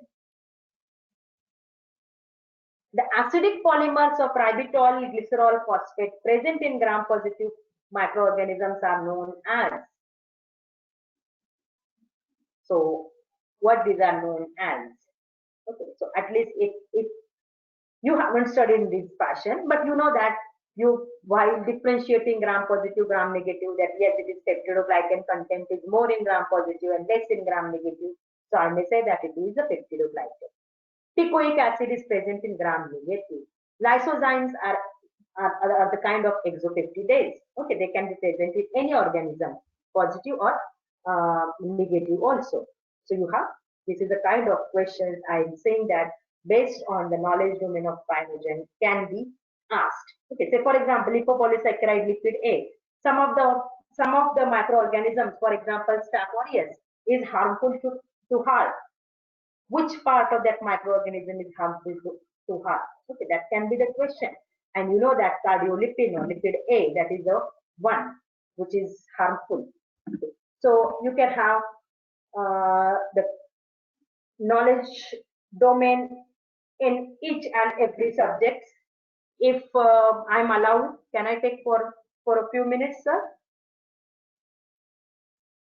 Yes? Madam, please. Okay. So you have here, say for example, medicinal chemistry. Many times medicinal chemistry and pharmacology goes hand in hand. Now the knowledge domain here, for change, I gave you the questions first. That all these questions are related to diuretics, potassium sparing diuretic, thiazide diuretic, or say what is the adverse effect of particular diuretic, etc. Now, what is the knowledge domain to answer all these questions? I will say that knowledge domain to answer all these questions is this simple figure. This simple figure which summarizes the chapter of diuretics. So everybody knows how the urine is formed, etc., etc. Everything which is filtered comes into the lumen. From that, it comes to proximal convoluted tubule, and then the straight part of proximal convoluted tubule, loop of Henle, the ascending part of loop of Henle, the distal convoluted tubule, and lastly the collecting ducts. How urine is getting concentrated? It is getting concentrated with the help of carbonic anhydrase, which produces H+. This H+ is exchanged in lieu of Na+. As Na+ enters, Cl- enters, water enters, and the in blood and urine volume is decreased. Further, you have, say, on this part, H+ created by carbonic anhydrase. So we can use carbonic anhydrase inhibitors, acetazolamide and all other zolamides, as well as chlorphenamide, chloraminophenamide, diaminophenamide, and chloraminophenamide. Then you have here the mannitol, the osmotic diuretics. Osmotic diuretics acts on whole of the nephron, but the important effect is on the straight part of proximal convoluted tubule. Loop of Henle, site 3, site 2, where we have the action of loop diuretics, ethacrynic acid, furosemide, and others. The thiazide and thiazide diuretics acting on site 3, which is related to the Na+, K+ co-transporter. Loop diuretics or loop site is related to Na+, K+, 2Cl- co-transporter. So simply you can, for the short of time, I'm suggesting here that what we have here, we have 4 sites of action. First one is proximal convoluted tubule, second one loop of Henle, third one the distal convoluted tubule, fourth one thiazide, fourth one collecting ducts. The number 1 site, carbonic anhydrase inhibitors. Number 2 sites, loop diuretics, mode of action Na+, K+, 2Cl- co-transport inhibitor. Number 3, thiazide and thiazide-like site, Na+, Cl- co-transporter. फरक लक्षात घ्या, whenever you are studying medicinal chemistry, you have to utter the names of words loudly. जोरात बोला. ड्रग्सची नावं जोरात बोला. Mode of action J targets म्हणतो आहेत ते जोरात बोला. Your voice should be heard by you yourself. Then only you understand. Otherwise, propranolol आणि propanol याच्यामधला फरक सांगता येत नाही आणि कळतही नाही. वायवामध्ये विचारला तर असं बोबडे असल्यासारखे काहीतरी प्रोप्या असं करतात. So that is my request, that say the name of drug loudly, the target of the drug loudly. So you have Na plus, we are talking about site 3, distal convoluted tubule, thiazide-like diuretic, Na plus Cl minus 4 transporter. Then you have potassium sparing diuretics, which are aldosterone antagonists, which are sodium channel pluggers related to amiloride and other molecules. Apart from that, we have certain new molecules, for example, vasopressin antagonists, say vaptans, conivaptan, organomercurials, which are not used nowadays, cyclic polymycotogen compounds, a few molecules are there, only 1 or 2 molecules are there. If you are vying for, if your aim is to get into ICT or get into NIPER, then the questions in NIPER are asked on the newly introduced drugs, the newly approved drugs. So suppose they want to ask the question related to diuretic, they will not ask for thiazide and thiazide, like they will ask you about identify the vasopressin antagonists from the following. They will ask you vasopressin antagonists are used as, okay, maybe they are used as diuretics. They are used now automatically diuretics. They are used to control blood pressure, so on and so on. So when I'm trying to study, do I have a mental map of such kind? Mental map either related to this figure, mental map either related to this one, that okay, in diuretics I have to study all these things. Diuretics, I'm looking at the drugs of so and so names. I'm looking at their mode of action. If I'm studying the same chapter in pharmacology, then I will have to be aware of their adverse effects, their uses, their maybe if want to go in details, then maybe their doses and all these things. So maybe their metabolism. So the questions related to medicinal chemistry and pharmacology are the name of drug and its chemical class, name of drug and its pharmacological class, name of drug and its use, that is similar as to that of pharmacological class, but not always. Okay. Now suppose I am asking you that metoprolol, so you say you will say beta blocker, but I'm not saying asking only simply beta blocker. I may ask beta 1 blocker, beta blocker, beta 2 blocker, and something else. Metoprolol, whether I'm using it as a anti-arrhythmic, anti-hypertensive, anti-angina, or something else. If I'm talking about the calcium channel blocker, all calcium channel blocker are not used as anti-hypertensive and anti-arrhythmic. Okay, verapamil you are using as anti-arrhythmic. Nifedipine you may use it as anti-hypertensive, in some cases anti-arrhythmic. Okay, but some other lipids no, only as a anti-arrhythmic. So you can have plenty of domains, topic and knowledge domain, which you have to think in terms of the tidbits of information, that this is the information which might be asked for multiple choice kind of questions, or in a reverse way, look at the multiple choice of questions and try to find out that what is the which kind of information I should gather. So what we can go on and on for all these things, etc. What is my suggestion is to start preparing for these studies is you have to first start. Don't worry, start. To start, look at the previous year's question papers. Think of the subject whichever you like, which you feel that okay, I should start this subject. Take that subject. Look at the question papers. Have a pen and pencil in front of you.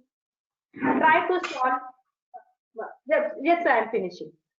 Try to solve around 50 questions from that topic or from that subject.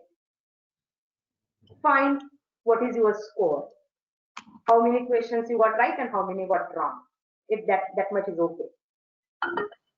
At the beginning, you will feel that you will see that the number of questions correct and number of questions wrongs, if the average student is, even if you are an average student, you can be very good student also.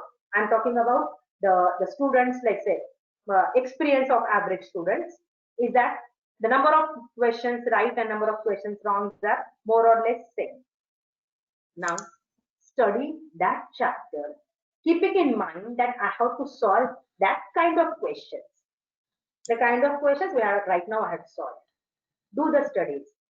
Let 2 or 3 days go in between. यहाँ इथे अभ्यास केला आणि इकडे question solve केले असं करू नका. Let there be 1 or 2 days in between, or maybe 3 days. The average is 3 days. Keep the 3 days in between and then solve the same question. If your score, the number of questions which are right are correct, then I will say that yes, you are on the right track. If not much of difference, then I will say that you are still studying for university examination or for this sessional examination. Okay. So start, check and continue. If you have any query, you can have my phone number later on and you can contact me. I will be very happy to help you. I hope I have taken a lot of time, 2 hours at the most of yours, but hope that it will be fruitful to you. Whatever experience I have gained in all these years, I try to share with you, not only for your benefit, but my benefit also, because the experience from you, which I get as a feedback, enriches myself as well as is of help to the students in future also. So thank you to all the students who are listening patiently for all these 2 hours. Thank you, Jain sir, and all the team. So should I stop, sir, now? Yeah, madam. Okay. problem. So I'm escaping this. Yeah. Thank you, madam. It was really a very elaborate and informative session. There are few queries from the audience, Yes. madam. So Yes. I will take the questions one by one. So Okay. first question is, what are the job opportunities after B Farm in higher colleges like AIMS? B Farm, higher colleges like AIMS, it is only pharmacist, only as a pharmacist, nothing else. After B Farm, only as a pharmacist. And that too, as I said, that central government does the recruitment as pharmacist. So this AIMS comes under central government. So you will see that in UPSC side, there will be vacancies for pharmacists. So those vacancies are filled in the institutes such as AIMS and some centrally governed medical colleges and medical hospitals. Okay, thank you, ma'am. Next question is, what are the benefits of Gpat for PhD? Say for PhD, in most of the universities, everybody knows that PhD is after post-graduation. Most of the universities recognize if you are qualified for Gpat, then you are exempted from PET. Now, there might be some changes, but right now the situation is that if you are Gpat qualified, then you don't have to appear for PET, PhD entrance test in most of the universities. Okay, the score is valid for 3 years. So if you are doing your M.Pharm, so 2 years are over, and still your 1 year it is valid for entrance examination.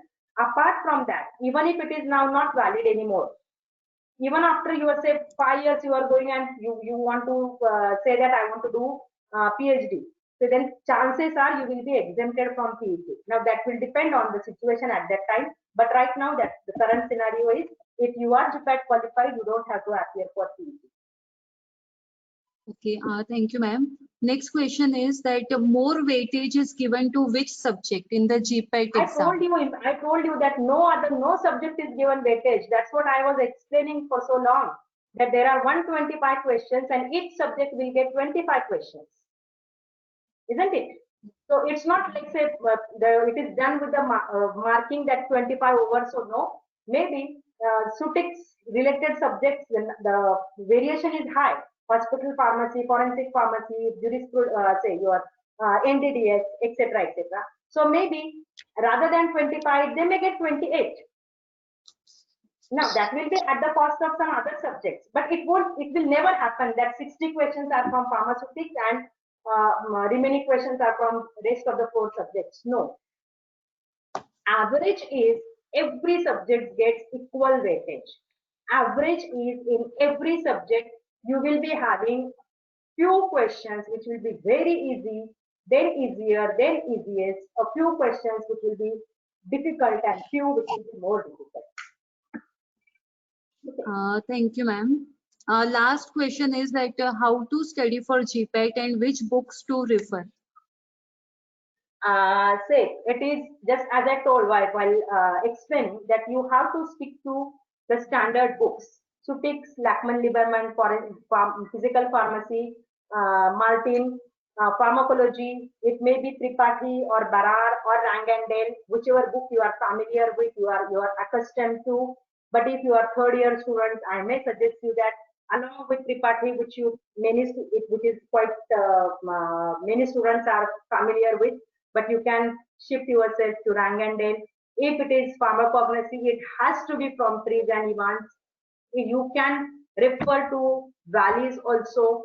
So pharmacognosy is there. Then from biochemistry, if you are asking me, then I will say that it has to be Leninger.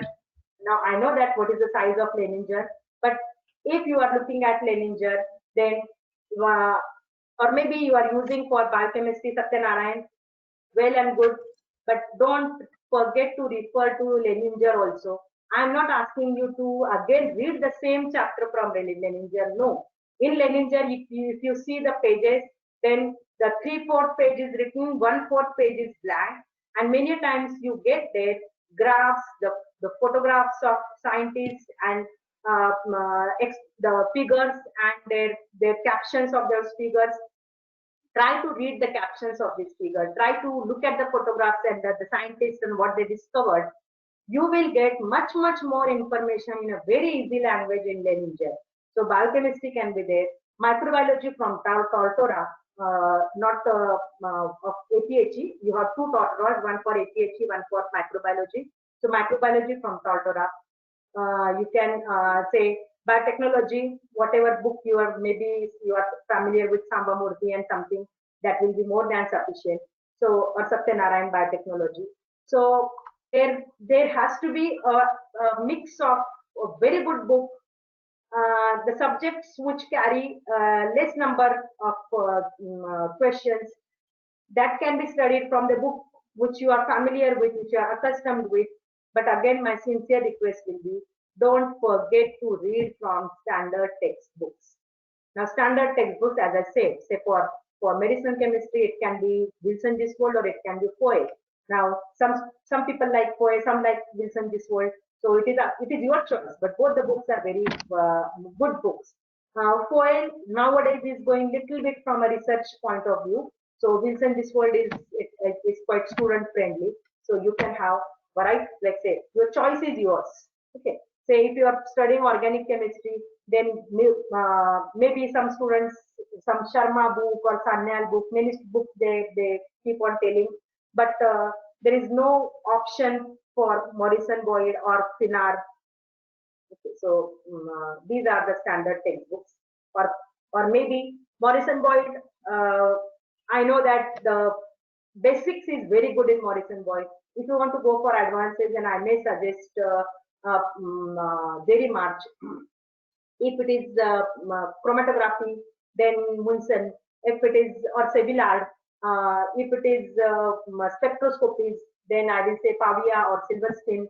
Okay, Villard for instrumentation, Pavia and Silverstein for interpretation of data. So it depends, like say what topic you are studying, which subject you are studying. So for every subject, you have to have these standard textbooks. And I'm I'm very much sure that at least in the college whose leader is Jain sir, you might be knowing all these standard textbooks. So there is no option for standard textbooks. Okay, thank you very much, ma'am, for. Just a minute. Even though the word is used at the tips and tricks, I always at the end I come to conclusion and convince the students that there is no trick but hard work to appear for Gpat and get the good score. That is the only trick which I know. Hard work and deep studies. Deep studies not essential for each and every topic and each and every subtopic, but for the majority of topics which are in must know area. Okay, thank you, ma'am. Thank you for answering all the queries. I would now request my colleague, Professor Dipali Kadam, to present vote of thanks.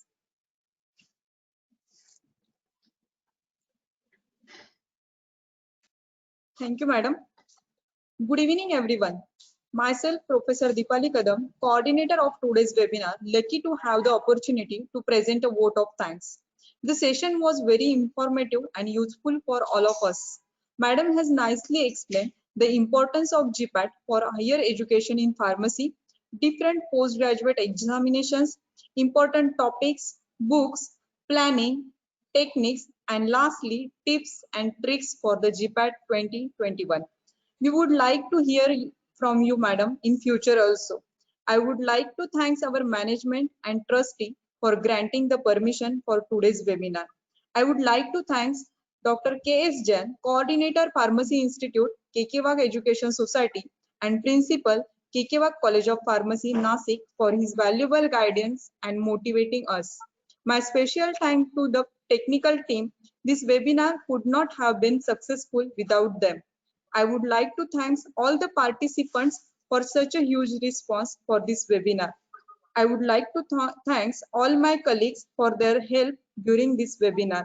Here, with the permission of DIAS, I conclude the session, wishing you a safe stay at home. Have a great evening. Before Thank you, you sir. close the Thank you, madam. webinar, before you close the Yes, sir. webinar, I will just speak a few words. I will comment. First is the heartiest congratulations to Najma madam that she's capable of keeping the people attending till 7 o'clock, 2 hours, because I was counting more than 365 students were attending. That is really great, because all these webinars I have seen today's students don't have that patience, and this has we have learned a lesson. Next time onwards, if we want to call Najma madam, we should call 1 hour earlier.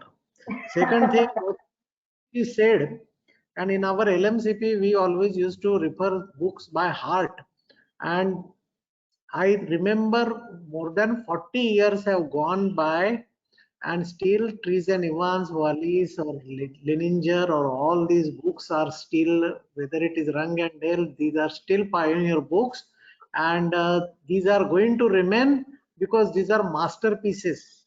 And last thing I will tell, and I 101% agree with what comment she has given, is there is no substitute, but you have to refer to the quality books, and there is no substitute. If you want to excel in your academics, you have to visit the library, and this particular habit is dying slowly in the present students.